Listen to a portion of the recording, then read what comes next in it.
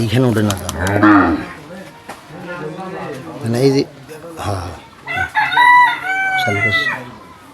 Hello viewers, আপনারা দেখতেছেন আমি আদা অনেক দিন আগে মাটির নিচে রাখছিলাম, এগুলো এখন গাড়ার জন্য বের করতেছি।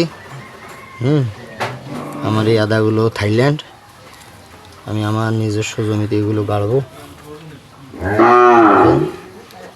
সুন্দর সুন্দর গাছ বের হয়ে গেছে।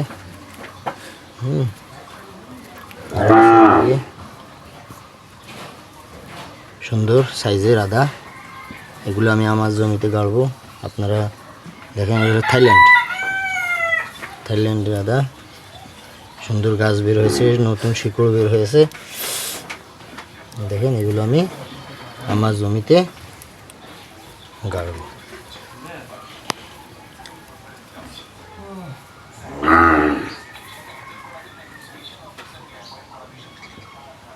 তো দোয়া করবেন যেন আমার আদার ফসলটা এবার আল্লাহর রহমতে ভালো হয়।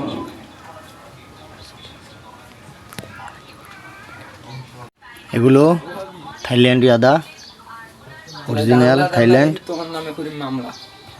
থাইল্যান্ড। দেখেন সুন্দর বীজ।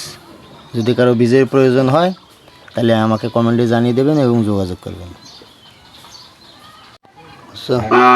হ্যালো ভিউয়ার্স, আপনারা দেখতেছেন আদা, এগুলো মাটির নিচে পুঁতে রাখা ছিল, আমি এগুলো আজকে বের করতেছি আমার জমিতে গাড়ার জন্য। এগুলো সব থাইল্যান্ডি আদা, সুন্দর সুন্দর গাছ বের হয়েছে আপনারা দেখতেছেন।